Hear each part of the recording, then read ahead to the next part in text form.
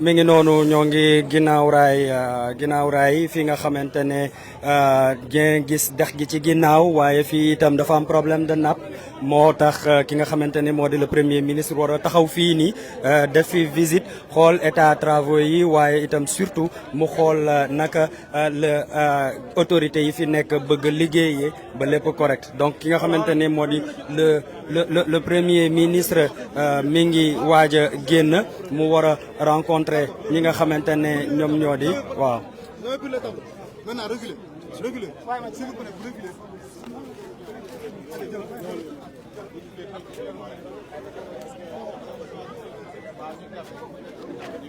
Mais non, je rappelle pour les besoins de la journée bi nga xamante ne moom moo di journée nationale seetal sunu réew journée de nettoiement ki nga xamante ni moom moo di le premier ministre Ousmane Sonko ñëw fi nga xamante ne moo di ginnaaw raay buñ ko waxee dañuy gis non seulement bras dex baa ngi ne waaye itam fii nii ci Ndar ku ko xam-xam ne fii nii dafa am nappe fii dafa am nappe te mu nekk zone d'habitat nit ñi dëkk fii gis ngeen tableau bii nii mooy li nga xamante ne sapeur pompier ñoom ñoo ko def ci état d'exécution le premier ministre Ousmane Sonko.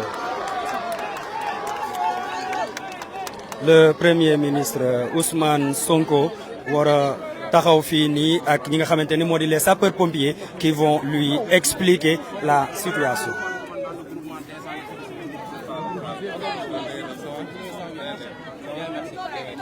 Monsieur le ministre, je m'en vais vous faire une présentation du secteur de Guinaw Rail. En fait, la ville de Saint-Louis est protégée par 2 digues. Nous avons cette digue donc, qui fait 2 mètres, c'est la digue de Darou. Nous avons l'autre digue, non, 2 mètres, 2 kilomètres donc de longueur, 2 kilomètres donc de longueur, c'est la digue donc de Darou. Nous avons l'autre digue qui est constituée par la route, qui fait, toujours dans Guinaw Rail, qui fait 4 km 500. Donc Saint-Louis est protégé par ces 2 digues-là. Vous venez, présentement, nous sommes à ce niveau-là, au niveau de Guinaw Rail. Maintenant, le quartier est caractérisé du fait que la zone est non lotie par endroits, non édificandi, abritant donc plusieurs habitations. Nous avons noté l'absence donc de réseau d'évacuation d'eau pluviale et la présence donc de quantité de déchets solides extrêmement importante donc au niveau de ce secteur-là. À l'intérieur, le site est caractérisé par des maisons abandonnées, par des fosses septiques donc au niveau des ruelles, par des terrains vagues abandonnés et qui font maintenant office de dépotoir d'ordures. De manière très résumée, c'est ce qui caractérise donc ce site qui cause d'énormes problèmes donc lors donc des inondations. Pour pouvoir soulager la population, il nous faut impérativement des moyens du genre électropompe qui permettraient de pouvoir soulager la population après et avant donc chaque pluie.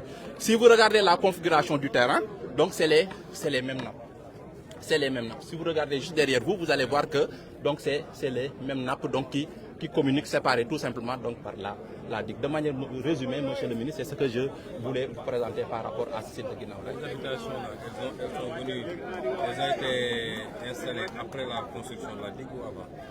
Bon, avant la construction de la digue, il y avait déjà ces habitations-là. Maintenant, la construction de la digue a renforcé, mais de manière exponentielle, donc l'arrivée donc des populations au niveau de ce secteur. Et quelle est la solution pour ces quartiers?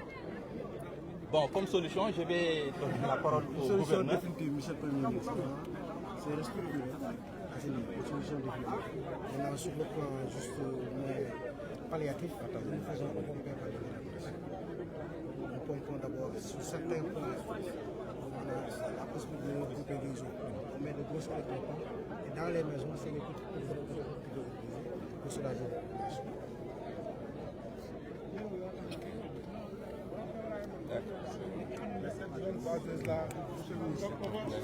Monsieur le président de la commission environnement, nous sommes membres de la coalition Diomaye Président.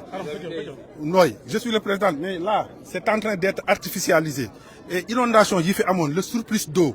Il y a un def ci dex gi bu fekkee fii dañ ko artificialiser ndox moom yëpp fii lay ñëw jël day mel ni éponge donc fii c'est une zone vaseuse on est en train d'artificialiser ça am na ay terrain yu ñu fa defoon il faut que ñu mën ko préserver pour que le surplus d'eau bi jóge ci ndox mi ci kii bi nu mu tuddati dex gi heure bu lâché amee pour que ndox moomu mën a ñëw fii mais bu ñu seetaanee tuuti ba nit ñi ñëw ba ñu commencé fi dëkk ndox moomu day ñëwaat indiwaat yeneen inondation moom mooy commencé waaw c'est des aménagements commencé nañ fa def terrain suñu non tabax nit ñi commencé nañ fi tabax non waaw commencé morceler xeex nañ ko parce que nous sommes des écologistes nous sommes membres de la coalition il faut que ñu jàppale ñu pour que zone bi ñu mën ko classer wala ñu bañ fi defati benn aménagement sinon construction buñ fi def ëllëg mën nañu yow ma kii nii waaw côté bi yëpp ça c'est une zone vaseuse ndox mi gis nga bu nawet ñëwee fii day mel ni dex heure bi day nekk suuf dex la il faut que ñu bàyyi ko nii parce que mooy tax Ndar mën a noyyi en matière de surplus d'eau non même si c'est au moment de décrue su nit ñi tabaxee su mais justement loolu mais Saint-Louis nag loolu mooy principal problème chaque jour xeex nañ ko ci conseil municipal bi en tant que opposition mais tey boo demee fële am na terrain bu fa nekk dañ ko ñëw dame ko terrain boobu ñi fi nekkoon ñoom ñoo ko damee te boo damee benn terrain ñeneen ñi dañuy ñëw commencé di installer boo xoolee oto yëpp ñu commencé da ngay tourner mu nekk ay mécaniciens nga yeewu suba kenn ñëw tabax kenn ñëw tabaxaat nit ñi ñëw fees fi dell 5 ans 10 ans après waaw 5 ans 10 ans après les gens vont se dire que waaw moi je suis au ministère de l'environnement je dis waaw non édificantes yi il faut stopper ce processus. Il faut vraiment stopper. Ñu war a ñëw bëgg démarrer il faut arrêter. Il faut arrêter et les enlever. mi ngi noonu premier ministre daal di jël def état des lieux fii nii nga xamante ni moom moo di ginnaaw raay population bi itam wax exactement lan mooy seen problème d'où l'importance aussi de ces visites yoo xamante ni où l'autorité est en contact direct ak ñi nga xamante ni ñoom mooy les populations li premier ministre di wax a ngi nii.